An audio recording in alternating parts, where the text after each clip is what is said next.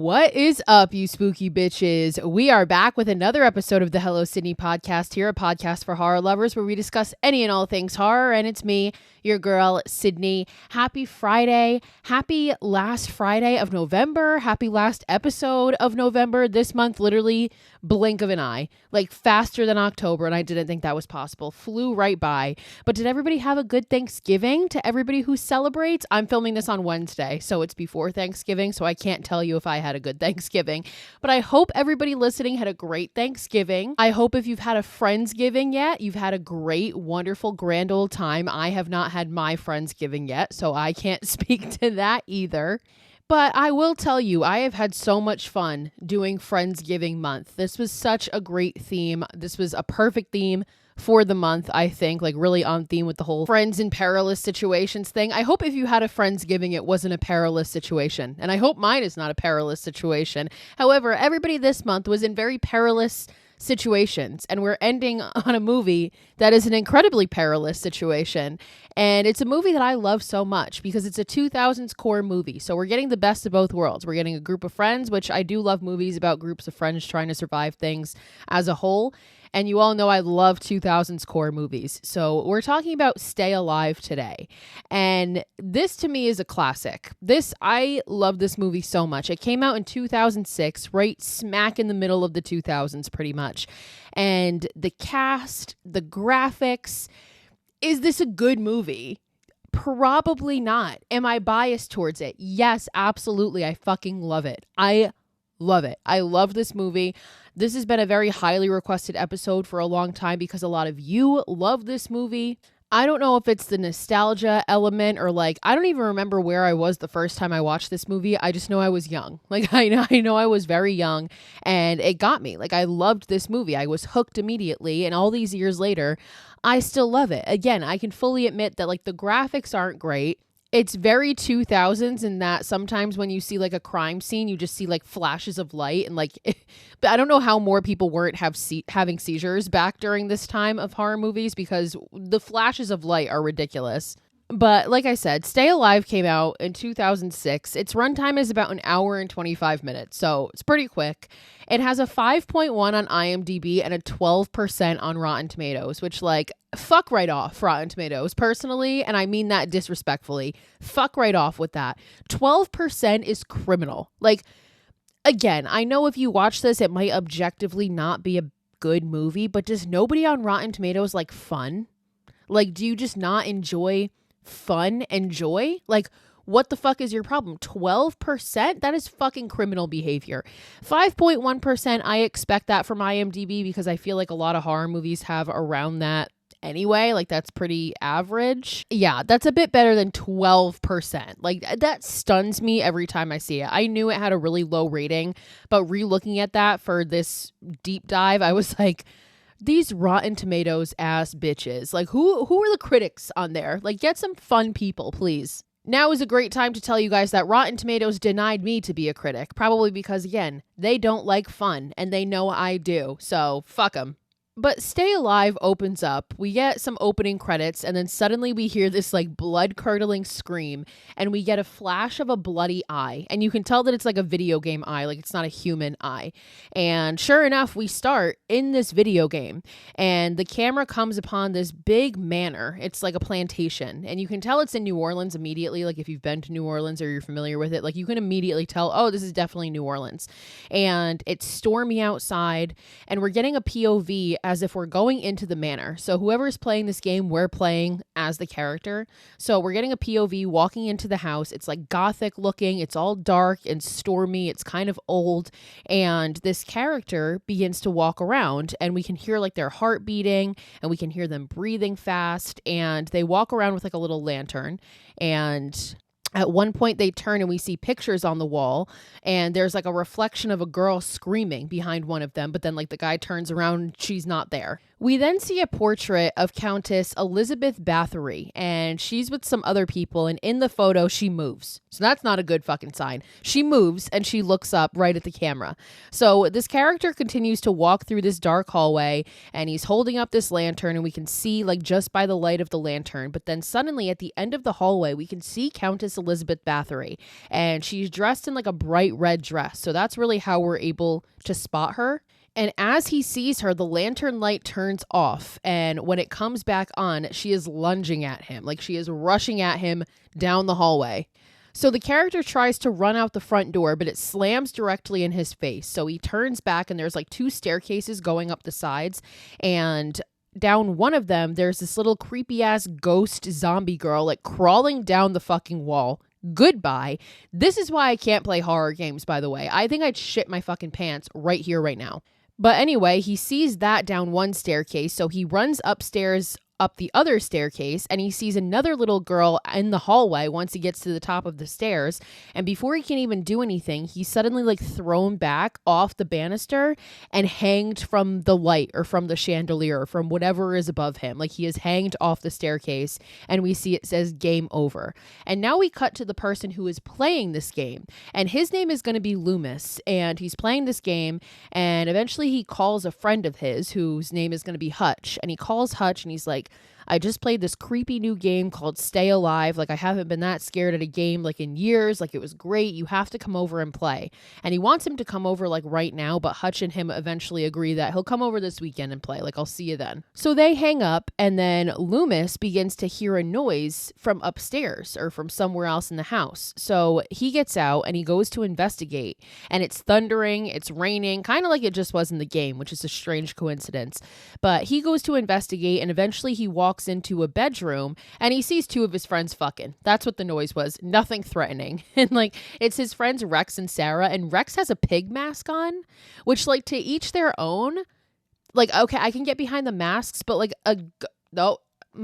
if you're watching the video version, you just watch me point to the wrong thing, and it's because my camera is reversed. Like I invert it to show the sign properly, and like it fucks me all up.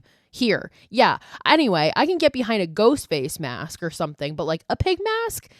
Whatever. You know what? Again, let's move on. I'm not even going to question it. So he just decides to start having a conversation with these friends who were just fucking that he walked in on, and he talks about the game, and he's like, damn guys, like I found you guys in the game and like it got you good. And the 2 of them are kind of confused. They're like, no, like we haven't played in hours. And Loomis is just like, okay. And he walks out.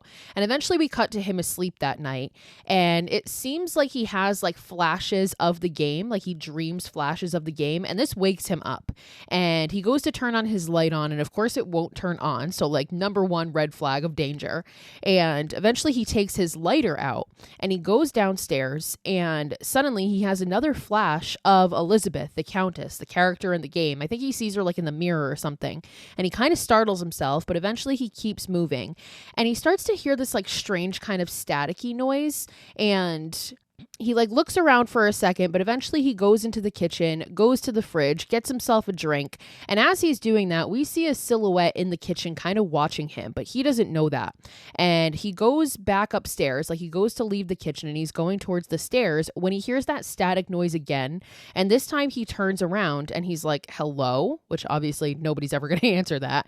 But he says that and he sees this shadow emerge from the kitchen and it starts to approach him, and it's threatening enough that he takes the glass of milk or whatever he's drinking and he throws it at this thing, and he starts to run upstairs, and he runs into that bedroom that he was in earlier with his other 2 friends, and sure enough, they have been slaughtered. And now at this point, I will tell you that this movie is PG-13. So they originally wanted it to be an R rating, but the studio ended up having them like cut like 15-20 minutes from the end and cut some other things. And you can very much tell it's PG-13 because moments like this, like you get like a very brief flash. So we like get a very quick flash of blood all over the walls, and then we just cut back to Loomis's reaction. But we know that these 2 people are dead. So Loomis sees this and is obviously fucking horrified, and he backs up, and suddenly this chain just wraps around his neck and just fucking pulls him, and he breaks through the banister of his staircase and he hangs, just like his character just did in the game. And we just see an image of his body just hanging and kind of swaying back and forth, and we get the title card. And like, we immediately know where this is going. And like, I love how they just set it up and they get straight to the fucking point. Like, you know exactly what this movie is going to be about. It's this game, and if you die in it, you die in the same exact way in real life. Perfect. I'm all in. So we cut to Hutch, who is the person that was on the phone with Loomis the night before. And he's at work and he goes into his boss's office. He's called in and he's like all nervous. He thinks he's in trouble. But then his boss starts asking him about a video game. So they've both been playing the same game and his boss is like asking him for advice on how to beat it. And they're just talking about that, whatever. And Hutch suddenly gets a phone call. Somebody comes in and tells him that he has a phone call. And he answers the phone and his face just drops. So we know that he's being informed about his friend dying. So we then cut to Hutch at Loomis's funeral, and he's obviously distraught. He sees this girl in the distance, like taking a picture of him. Her name is going to be Abigail, and eventually he goes up to her, and she introduces herself as Abigail and says that she was Sarah's friend. So as they're talking, Loomis's little sister comes up to Hutch and gives him a bag of Loomis's belongings, and she said, like, my parents won't let me play these games. It's just some stuff that I think he would want you to have. So, like, take this stuff. So he takes it, and Abigail gives him her number. So they part ways, and we then cut to like this video cafe. Like everybody is like on laptops and like it's like an internet cafe, but they also do like coffee and stuff. And we meet this other character, October, who, what a fucking icon. Like the name October, I don't want children, but like honestly, if it were to ever accidentally happen and I had a girl, October would absolutely be in the running for the name because of this movie. I love the name October. I think that's so cool. So Hutch eventually goes into this video cafe. He sees October. She hugs him. She says sorry for Loomis. And then October's brother Phineas comes out. So he's there as well. And he's kind of just a dick right off the rip. Like he looks at Hutch and he's like, oh shit, first your parents, now this. Like, sorry, dude. Which like, probably not the best thing to say. So that's how we find out something tragic happened to Hutch's parents. But October asks if they know what happened yet. And Hutch says, like, not exactly, but they do know that they were all murdered. Like, all three of them were murdered. So Hutch has the bag that he got from Loomis's sister. And October starts looking through it. She sees, like, a picture of Loomis and Hutch's kids. And Finn finds a lighter and he, like, flashes it. And when he does that, Hutch looks really uneasy. And he gets kind of like a flashback and we see, like, a glimpse of fire. And he backs up and he tells Phineas, like, you can keep that, dude. Like, I don't want that. And they continue to go through the stuff and Phineas finds a game. And sure enough, it's called Stay Alive. And like the front cover of it is literally just Stay Alive written on a piece of paper. Like you can tell this is like a beta game. And Hutch starts to say like, oh, that's the game that he was playing the day that he died. Like he called me and told me about that. We were supposed to play it this weekend. And they wonder how he got it because it's obviously a game that's not released yet. And that's when Hutch tells him like Loomis did beta testing. So it must have been from that. And Phineas takes it and goes to start playing it. And Hutch at first is hesitant. He's like, this is the last thing that he was playing before he died. Like, I'm not sure about this. So they wait for a minute. But then we cut to Hutch at home a little while later and he hears a noise and he goes to the front door to investigate and he looks through his little peephole and suddenly Swink pops up and startles him. And Swink is played by Frankie Muniz. And Swink is arguably the best character in this movie. Like I love Swink. So Hutch lets him in and he comes in with a bunch of like laptops and equipment because they're setting up to play Stay Alive. And not long after, October, Phineas, and that girl Abigail come in as well. And Hutch introduces Abigail to everybody and everybody sets up and gets ready to play this game. And we see that they're all at Hutch's house, but then playing remotely or playing with them, like he's also speaking to them over their headset. Miller, Hutch's boss, is playing from his office. So Phineas goes on to tell everybody, like, all we know about this game is that we're not supposed to have it. Like, we have no idea what this is going to entail, but let's do it. So they all start playing this game. And this game opens up with the Prayer of Elizabeth. It's like this diary that opens up and it's written Prayer of Elizabeth. And there's all these words written below it. And it kind of just pauses and it's not moving. And Abigail is like, are we supposed to like read it out loud or something? And Swink is like, voice activation would be like next generation. Like, there's no way. Again, this is 2006, so obviously they didn't have like virtual reality and everything, whatever. But Hutch starts reading it out loud, and sure enough, it works. It is indeed voice activated, and everybody starts reading these words with him. So they all recite this diary together, and basically it's saying some ominous shit. It's saying like, together may you rise, as an evil storm destroys those who resist. Let the blood of many cleanse me, preserving beauty eternal. Like, that's kind of the gist of what this thing says. And after that, they enter the game, and there's this really like deep man's voice. It's like very ominous. And it starts saying, if you're listening, it means you've made a grave mistake because you've spoken the words and soon you'll die for it. And you've been marked for death. And as they're listening to this, they're all like making their characters. And this voice goes on to explain how Elizabeth Bathory opened Garouge Plantation 200 years ago as a finishing school for young girls. And now October chimes in and she's like, Garouge, like that sounds really familiar. Like, why do I know this story? And she starts saying, like, I remember as a kid, like grandma would say, if we were bad, we were going to be taken somewhere. Like, I know this story. I've heard it before. But the narrator goes on to say that what happened to those girls was so depraved that all records were erased from public record, and the evil has been reborn, and the salvation lies in the gates of the plantation, and the only chance to uncover the horrible truth about what happened at the plantation and stop the evil is to stay alive. That's the only way that you can do this. And as this is happening, we're coming upon the plantation, like we're now in the game, we're coming upon the plantation, and we see all of their characters standing in a line next to each other, and they all look exactly like them. Like they all made their characters to look just like them so you can tell who's who. So now Hutch moves first. He starts walking and all of their controllers start vibrating, and they're like, okay, that means that like we're near something. And they turn and they see that there is like this little dead zombie girl, and she starts walking towards them, and everybody kind of panics for a second, and then Hutch like takes out a crossbow and starts shooting it and kills it. So he shoots it multiple times, kills it. And now the narrator comes back and says, when shadows surround you, drop a rose, it will help you stay alive. And October chimes in about like lore, and she says the undead can't pass the stem of a wild rose. So that's why that's being used in the game. So this game is obviously all about Elizabeth Bathory, who was a real person. She's known as the Blood Countess, though they never refer to that nickname in this movie. But they do completely change like the location of her story. Like they make it New Orleans, which was never the case. She was not American. This all happened in Hungary way back in the day. But from what records say and things that I've read, it was true that she would like kill virgins, young girls specifically, and use their blood because she thought it was going to make her stay youthful. So she was a sick fuck.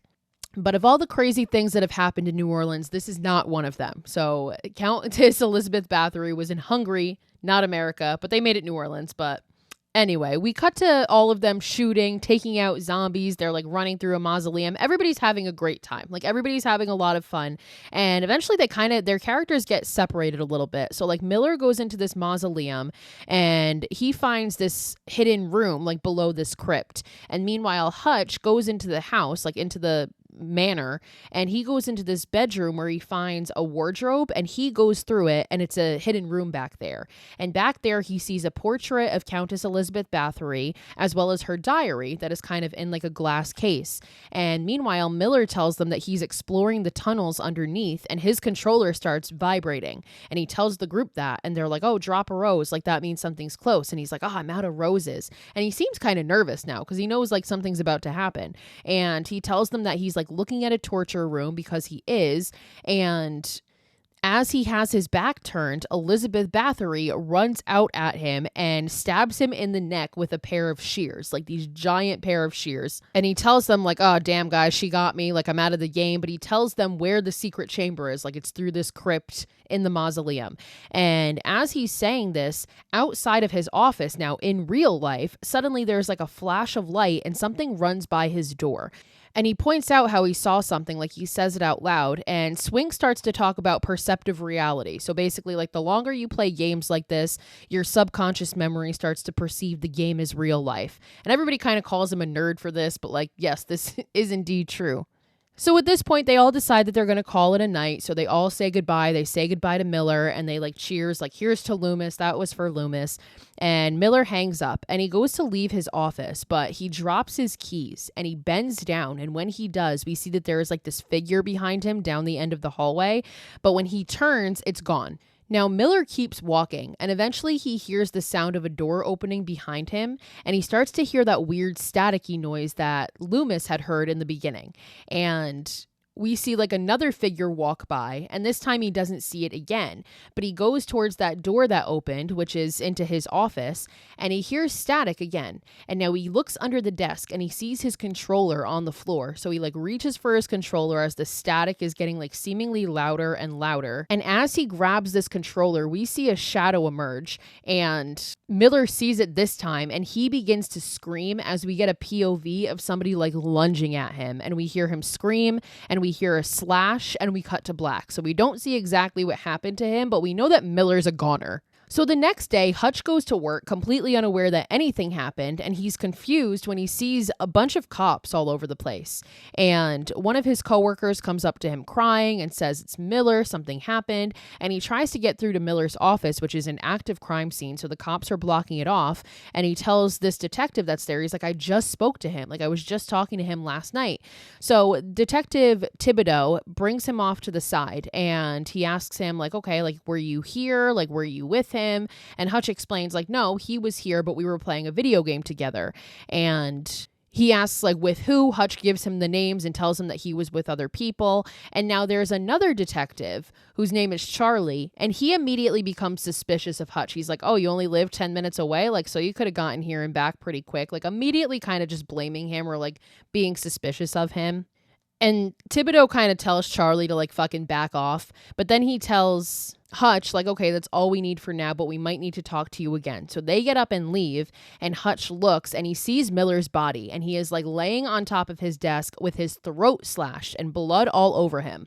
So we cut to Phineas, and he's playing the game again, and he finds Miller's body, and he is in the exact same position that he was in when he actually died. And Hutch sees this because Hutch is with them at this point, and Hutch kind of starts freaking out. He's like, this is how he died. Like, this is really strange. And he freaks out, and Phineas starts to think that like he's overreacting and he wants to play the game again. And Hutch is really uncomfortable and like tells Phineas to stop being a dick because he is being an asshole.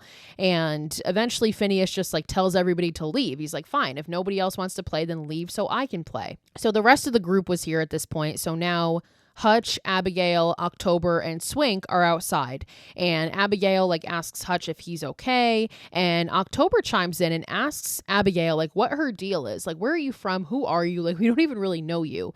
And Abigail makes up this story about how she grew up in Georgia, her father does this, her mother does this, and she's going to Princeton in the fall. And October ends up like lighting up a cigarette, and as the lighter clicks, Hutch panics, and October notices and like puts the lighter away and is like, I'm so sorry. And Abigail kind of questions this, and he tells her that he has a thing with fire. It's a long story, but he just doesn't like fire. So at this point, they can tell that Hutch is obviously like uneasy or uncomfortable, and they ask him what's wrong, and he's like, finding Miller's body in the game like was just really weird. Like this just isn't sitting right with me. And Abigail is trying to make it logical, like, oh, it's just bad timing. And Swink chimes in and he's like, yeah, like the coincidence is just perfect. Like it's why we're all freaked out. So at this point, they think there's a rational explanation. They don't think anything weird. And now we see Phineas, he's getting back in the game, and he has this mirror, and he turns the mirror and it shatters. And he says out loud, he's like, oh, it's because she hates mirrors. And then he starts to see this horse-drawn carriage coming towards him. And he pauses the game at this point.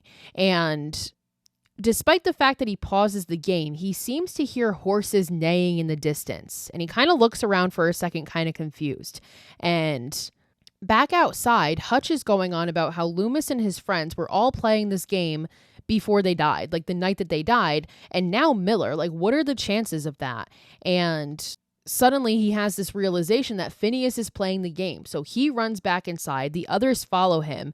And from the angle that they enter at, it looks like Finn is kind of like lying lifelessly on the table. But when they approach him, he was just like hitting a bong. Like he was just leaning over hitting a bong. So he's totally fine. And now Phineas pulls up the game and he shows Swink. He's like, oh, all the mirrors shatter, but there is this one mirror that's not shattering because it must be made of like reflective silver or something. And it won't break like the other ones. And he tells this to Swink, because Swink is kind of like the game expert. Like they all obviously are gamers, but Swink is like the gamer. So he gets on the game and he starts to kind of look at it. And you can tell Hutch is like still freaking out. And Phineas even tells him like, dude, like you're freaking everybody out. Like calm down. So we cut to some time later and we see the group all just doing their own thing, minding their own business. So like Finn is working on a car, October's working in the cafe, Hutch is shaving his face in the mirror at his house, and Swink is still working on this game or looking at this game. Now Hutch, as he's shaving, by the way, we see that he's shirtless and he has a bunch of burn scars on his back. So obviously we know that, again, something tragic happened to him surrounding fire. But we see the group again, all separate, and they all start to see and hear some strange things. So like October in one of the coffee machines sees a reflection of a ghost and she jumps back. And Phineas hears like horses neighing in the distance again. And Swink has this vision where like he has blood on his hands and it gets on his face. And then Hutch looks up into the mirror and he sees that he has white eyes and his mirror shatters. And eventually like they get all startled and they come to and realize none of this stuff is actually there. Like the blood's not there. The mirror's not shattered. They're all just having these weird like hallucinations. So Hutch ends up going to the library that night. And I don't know how like he would get access to all this stuff. But like, cause body, I don't think this is public record, but what the fuck do I know? Also 2006 was a weird time. But he's like finding all the police reports from Loomis's murder and like all the pictures of the bodies, like the crime scene photos. But he's looking this up and he's reading about how there were no distinguishing marks. There was a broken banister, like being a victim was likely. And then he looks at the crime scene photos and then he pulls up Miller's as well. And he's looking up photos of that and everything. And one of the photos is this pair of shears, like or scissors, that was used to kill Miller. Now, as he's looking all this up, we see one of those little zombie girls like walk by the hallway in the distance. And Hutch doesn't see this and he gets up and he goes towards it because that's like where he needs to be. He goes to like put a book back or something. And he begins to hear that static noise, but he hears it and he leaves. So nothing ends up happening to him. But the next day, he brings all of that research to the group and he's showing it to them, like about the crime scene photos and everything. And it's the whole group except for Phineas because he's not there yet. And now Hutch is going on about how Loomis's neck was broken, Sarah was drained of blood, and Miller was stabbed with shears. They all died the same way that they died in the game. Like this simply cannot be a coincidence. And October brings up the Garouge plantation again. She's like, by the way, like I remembered that story. Like basically Countess Elizabeth Bathory was a real person and every detail of this game is based on real life. So that tower and the cemetery and the torture chamber, it's all real. And she hunted her victims for years, like in a black carriage. She would come in a black carriage and she would pick them up and she would gut them with shears, and she shattered all of the mirrors in her estate because she couldn't stand to see herself getting old. And as punishment, when they found, like the town found out that she was doing this, they walled her up in her tower alive, like to basically die slowly. And the last thing that she said was she was going to be back one day. And what if she is back and she's killing us all after we die in the game? And now Hutch, who is the one that's been like knowing that something is up, has the nerve to tell October that that's insane. Like, Hutch, you obviously know that something's wrong, so how the fuck else would you explain it, brother? But he tells her that she's crazy for that. And then they all start to wonder where Phineas is. And we cut to Phineas and he's driving in his car with the top down and he's singing a song when suddenly this shadow comes over him and the sky gets completely dark. This is during the day. It was completely sunny out and now suddenly it gets really dark and he starts driving faster. And suddenly as he's driving down this empty road, he's literally the only car on the road, this zombie girl appears in front of him in the road, which causes him to veer. And he doesn't crash the car, but he veers off to the side and he stops and he gets out of the car and he looks around. And October calls him and he tells her like he was on his way and he tells them exactly where he is. And he asks Swink like, hey, what was that thing that you were saying about perceptive reality? Because like at first they all called him a nerd, but now they're starting to understand like you might be onto something here. Like something weird is happening. And the group tells him that they're coming to get him. So like, stay where you are. We're coming to you. And they also remind him that he didn't die in the game. So like, you're fine. And he kind of relaxes. So now it's seeming that everybody understands that something is very wrong here. But as Finn is waiting for them, he starts to hear horses in the distance and he's like standing in the middle of the road now. And again, there's no other cars around. It's just him. And he's like looking down the road and he says out loud, he's like, oh, but she only comes out at night. But as he says this, the sky gets darker. So now it suddenly becomes night, despite the fact that this is in the middle of the day. And sure enough, Phineas hears the sound of a whip, like whipping a horse, and he turns around and he is run over by by this like ghost carriage of horses. So eventually the group shows up and they find his car and they find Phineas's body on the ground in front of the car, just in a pool of blood, and he's completely dead. Like he is dead, no shot. And October runs over to him and is sobbing, like screaming. Everybody's distraught. Kind of like the camera pans up and we see his dead body on the side of the street, and it transitions to his dead body in the game in the same exact position, and it says game over.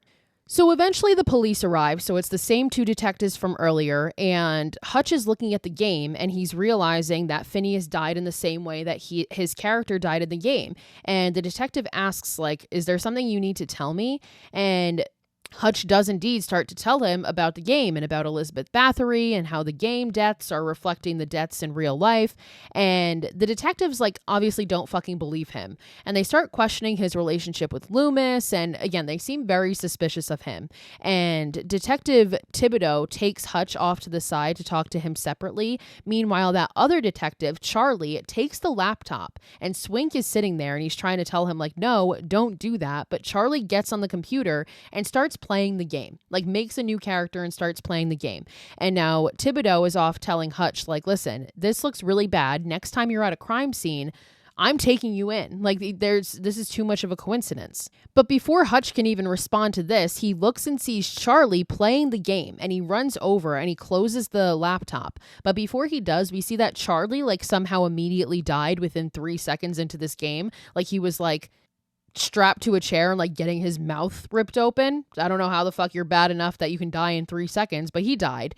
And obviously, like, Hutch is now freaking out. He closes the laptop and Charlie thinks he's insane.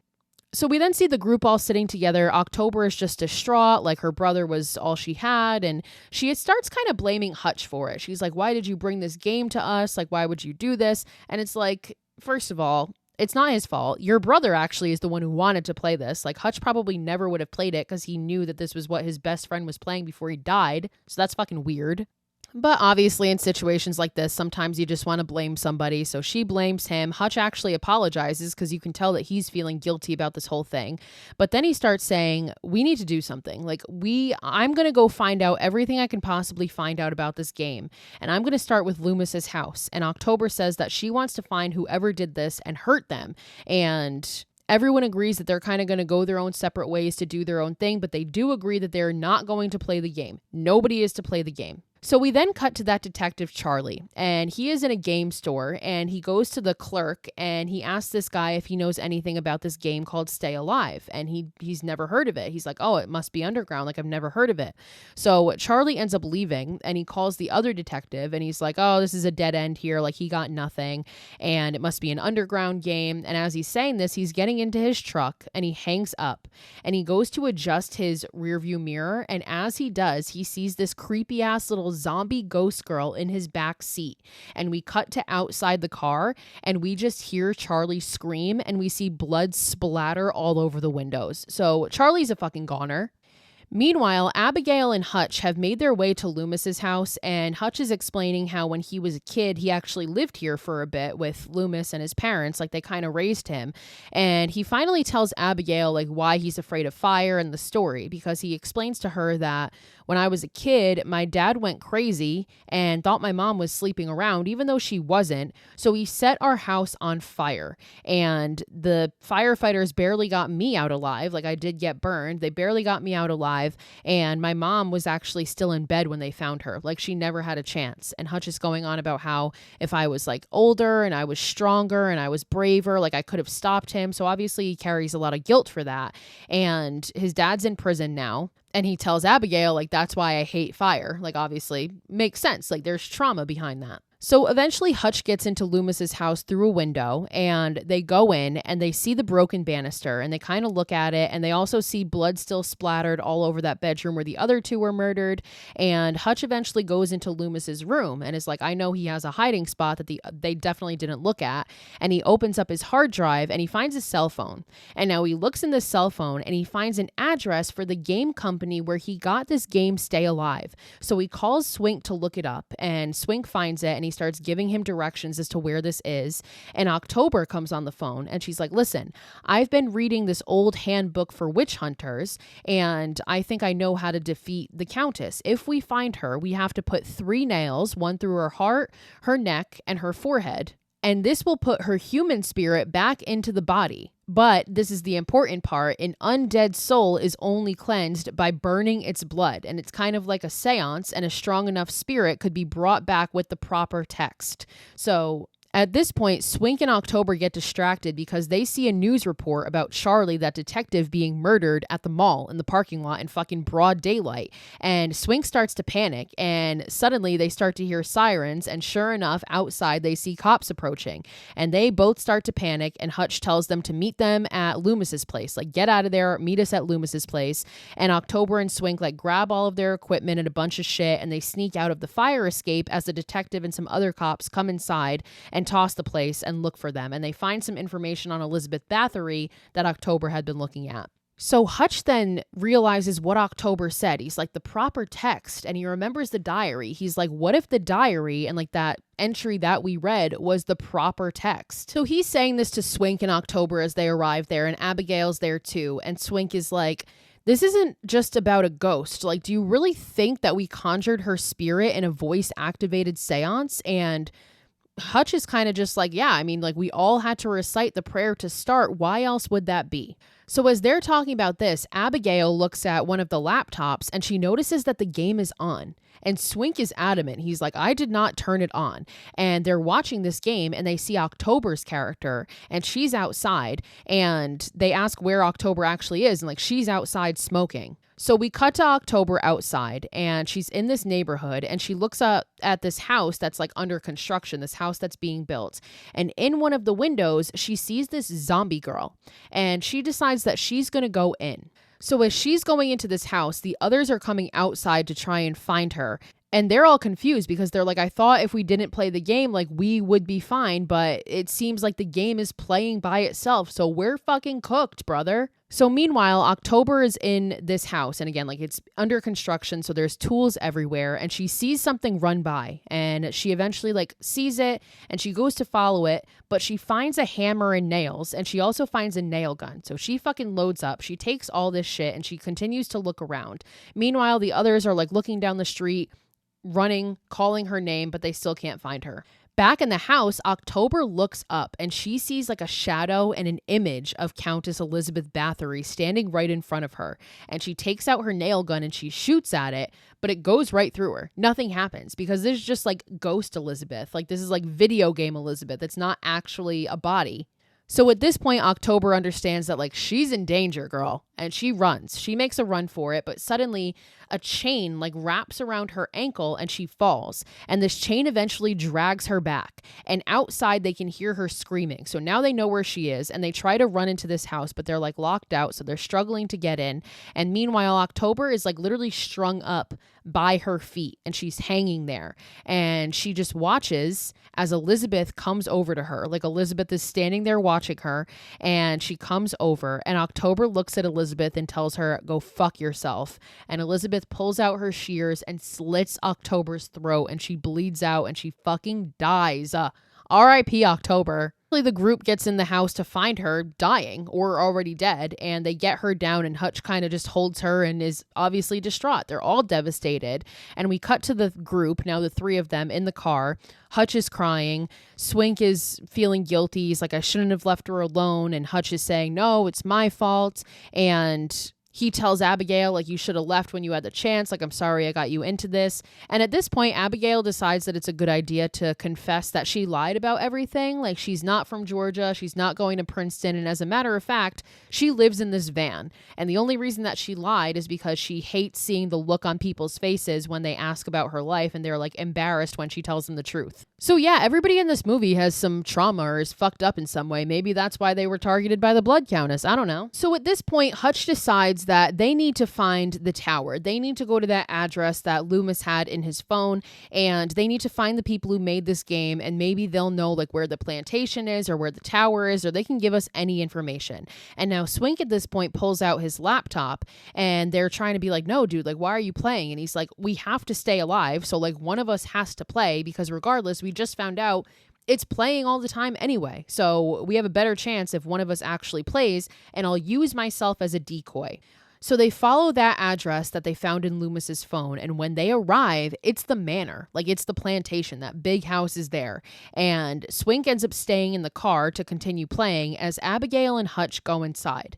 And they get to the front door and they knock, and there's no answer. So they just straight walk in. They go right the fuck in, and they kind of separate, like they kind of like are looking around on their own, and Abigail sees like a bunch of maps, and she sees this doll of Elizabeth. Now Swink is outside, and he pauses the game because he realized something, and he calls Hutch, and he tells him to get to the back door, and Hutch is like, I don't really know like where the back door is, and Swink's like, okay, hold on, and he starts playing again, and he starts to kind of guide Hutch through where he is. And Hutch is like, how the fuck do you know this, brother? And it's because the plantation that they're in is literally the plantation in the game, and it's the same exact layout. Everything's the same. Meanwhile, as he's doing this, Abigail kind of starts to hear that static noise, and this leads her upstairs, and she goes into a bedroom, and she realizes that in that bedroom, there is the same exact wardrobe that was in the game, the one that Hutch had originally gone through and like found a secret room. So sure enough, she goes into this wardrobe, and she finds a secret room back there. So Swink is on the phone with Hutch, and he's directing him out the back door, and he directs him to this iron gate in the backyard, and he tells him to go through it. And sure enough, when Hutch goes through it, he finds this giant cemetery with all the mausoleums, and in the distance he sees the tower, and they know that Elizabeth's body is in that tower. So meanwhile, Abigail has gone through into this hidden room, and we see like one of those creepy little zombie girls kind of watching her from the distance, and she's looking around, and she just sees a bunch of different like pictures and drawings on the wall, and suddenly like the desk in front of her like moves a little bit, like it shakes, and she even finds like the giant shears that Elizabeth uses as her weapon to kill people. Abigail also finds Elizabeth's diary, and she starts looking through it, and she realizes that in it is all these girls' names, and this must have been all of her victims, like all the girls that she killed.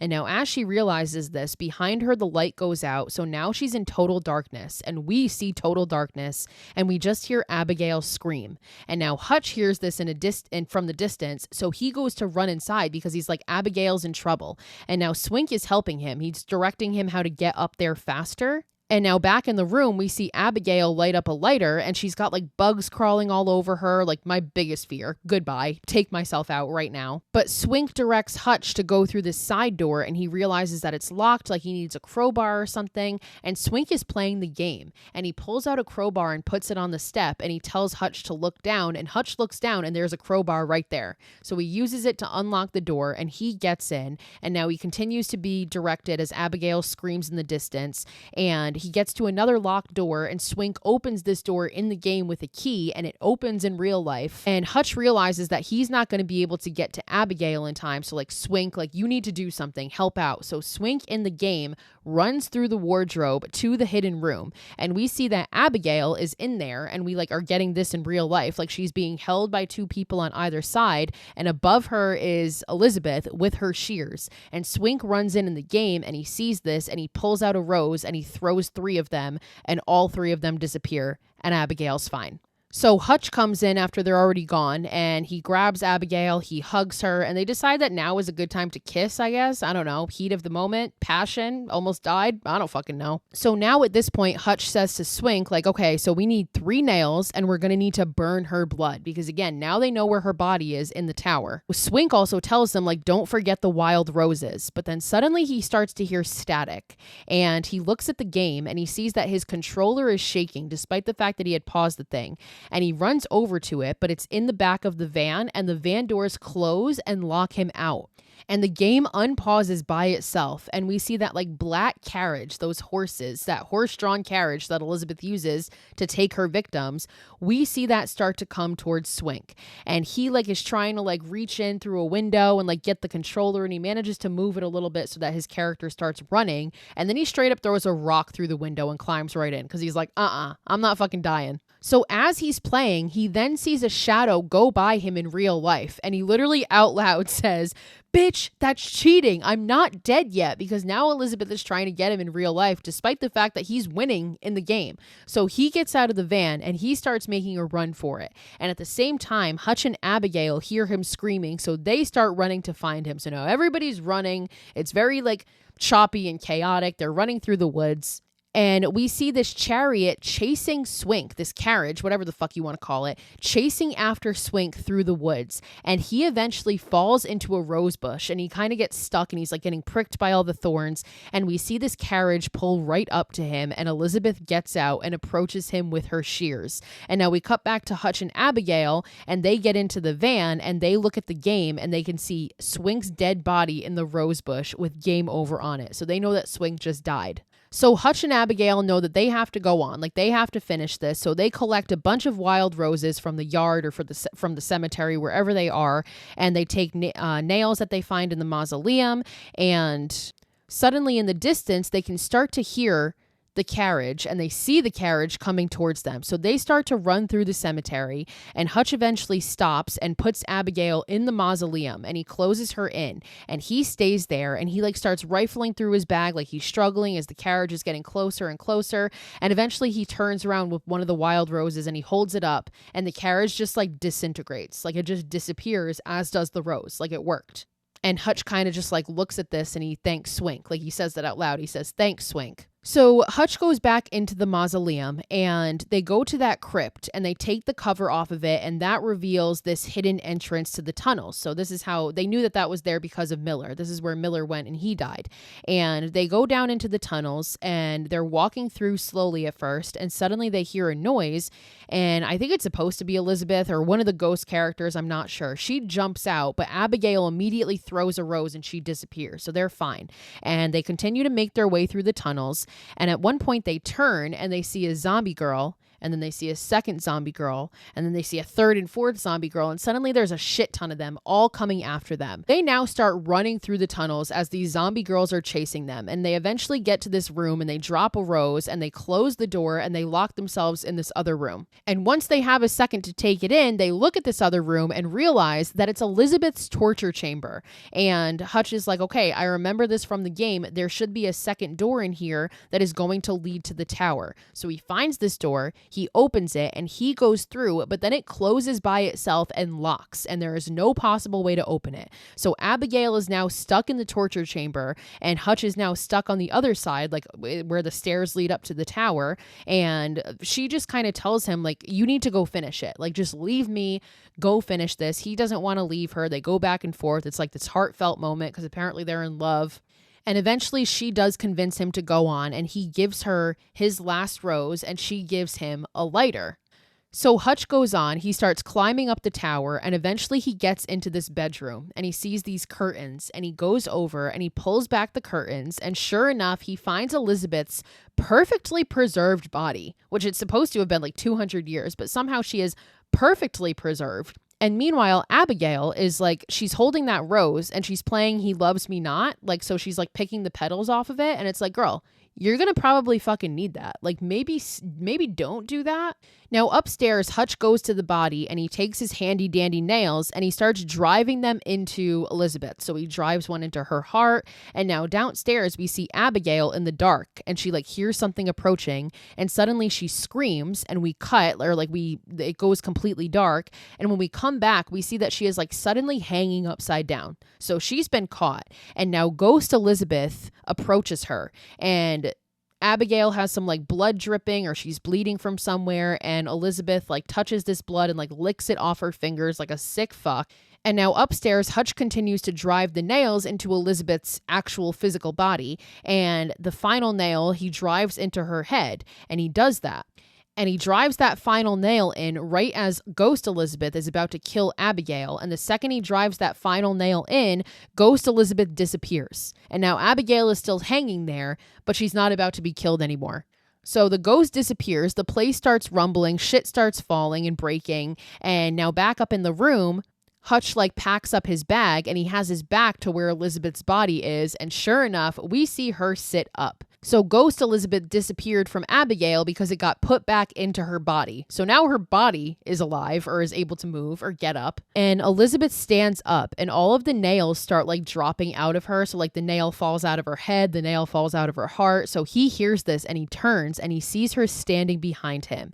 And Hutch looks down at this laptop and he realizes that it's reflective, like it looks like a mirror. And he hears the voices of his friends echoing in his head. So he hears October saying all of her mirrors, she shattered all of them because she couldn't stand to see herself age. And then he hears Phineas's voice saying, this one's made of a different material so it doesn't shatter. So it's at this point that Hutch realizes that he needs to confront her with her own reflection. And he stands up and he does exactly that. He walks up to Elizabeth and he takes the laptop and he flashes it right in her face. So she screams and like her jaw unhinges and like unnaturally wide open mouths really freak me out in horror movies. So that's exactly what we get here. So it's kind of freaky, but she starts screaming. The wind starts blowing all around her. And in this distraction, Hutch uses that and he grabs the lighter and he must have put like lighter fluid or something on the ground because he drops the lighter and everything just goes up. It's like a trail leading to Elizabeth and she just goes right up in flames. So Hutch immediately runs for the door to get out because again, we know he has some trauma with fire and he's terrified of it, and the fucking door is locked, so he can't get out, and he just sits there in the corner. And like this part is actually really sad because we're like seeing him sit in the corner and we're getting a flash to him sitting in the corner as the fire blazes when he's a kid. So we're like just seeing that back and forth, and like he kind of does the same thing he does when he's a kid. Like he kind of just puts his head down and almost just accepts his fate because there's no way that he can get out at this point, until suddenly the door bursts open and it's fucking Swink. And he's literally got like a whole rose bush with him. Like he's literally carrying a rose bush, and he has Abigail too. So he saved her, and they come up and they grab Hutch and they run out as Elizabeth blazes and she dies in the background. So now we see the three of them walking out and they're walking through the cemetery, and in the distance we can see that window from the tower. We can see fire coming out of it. So we know that they've won. They defeated her. At least for now, because it doesn't last long, because the final shot that we get of this movie is that game store that Charlie had gone into earlier, and it's the same clerk, and he gets a delivery and it's a box of a shit ton of Stay Alive games, and now they actually have like a proper cover on it, and we pan and we see that there's a bunch of advertisements all over the store for Stay Alive. And this guy who works here goes to plug the game in and it pulls up on the monitor, and we hear a bunch of voices reciting the prayer of Elizabeth, and we zoom in on the tower and we see Elizabeth in the window, and we cut to black and the movie ends. Now, this is one of those movies where we absolutely could have had sequels here. Like, this could have gone on forever. And, like, this is one I would have watched a whole franchise. I would have watched an entire Stay Alive franchise. And I'm almost kind of sad that we didn't get that, because I think this could have been so much fun. It's funny because so many times I complain about how, like, franchises get so out of hand, and I would much prefer, like, a standalone movie. But then when we get a standalone movie, I'm like, oh, no, but I want more of this. Like, I just think this movie about this game is so much fun. Like, I think it's so creative. I love how they like put you in the game at points. I love how there's that connection where like whatever you do in the game like happens in real life. Like, obviously, like there's this veil and there's like, it's in New Orleans. So literally, I get why they changed it to New Orleans, because if anything like this, like supernatural is going to happen like this, it's going to be in New Orleans. So honestly, this makes sense. It was a good creative direction. But that was Stay Alive, everybody. A very beloved movie from the 2000s that it's almost like you had to be there. Like, if you don't like this movie, or if you're saying like, if you're sitting there and you're like, oh, this movie sounds so fucking stupid, you truly just had to be there to experience it. Like, this was like, it was different for its time and it was fun for its time. And I honestly still love it. Again, it's definitely probably a nostalgia thing, but I don't care. 12% is still criminal to me. So fuck you, Rotten Tomatoes. So that wraps up our Friendsgiving month, which I'm sad to be leaving this behind, but I am excited to be moving on to our Christmas themed month for December. So let's talk about the lineup that we're going to be doing for that. So on December 3rd, that Wednesday, we're going to start off with this movie called Silent Night, which I watched for the first time last year. I think it came out in like 2023 maybe, so it's not too old, but it's one of my favorite Christmas movies. Immediately became one of my favorite Christmas movies. It's very existential. Like, I truly love that movie. So we're starting out with Silent Night. And then on Friday, we're going to do Violent Night. So that's fitting. And then on Wednesday the 10th, we're going to cover Dead End, which is one of my favorite like time loop mindfuck kind of movies, and it's Christmas themed, so that's great. And then that Friday we're going to do P2, and then we're doing another franchise this month because on the 17th we're going to start the Silent Night Deadly Night franchise, so that's going to be part 1 because I think there's like 6 movies, 7 including the new one that's coming out, which I got to see at Fantastic Fest, and it's fantastic. It's amazing. So might have to talk about that one too. But that one I'll probably have to wait because that will be in theaters, and like I can't be in theaters like taking notes, you know what I mean? So like I can't really cover that one yet, but we will talk about it. So the 17th will be week 1, so part 1 of that, and then Christmas Eve, the 24th, will be part 2 of that. And that Friday in between, I'm going to cover this movie called Hosts, which I feel nobody ever fucking talks about. And I actually only watched this movie once because there is a scene that literally jarred me so badly. I've never wanted to revisit it. So this will be my first time revisiting it in several years. And then Friday the 26th, which yes, I get that is after Christmas, but we're still going to keep on the theme. We're going to do It's a Wonderful Knife, which I think is a really fun movie. Another movie that Justin Long, our horror king, is in. And then we're going to end the movie on the 31st, New Year's Eve, with The Lodge, which nothing like going into the new year with an incredibly bleak and numbing movie. So that's the lineup for December. So I hope you guys enjoyed November. I had an absolute blast. I think this was a great theme. I know next month is going to be great too. If you guys like this episode and you haven't yet given me a 5-star rating on Spotify, Apple, wherever you're listening to me, it would be super helpful. Helps push me out into the algorithm and find other people to join our lovely little growing community we have here. So until next episode, you guys know where to find me. It's horror_chronicles on TikTok and Instagram. I post every day, so you can go keep up with me there. And until then, watch more horror movies and stay spooky, my friends.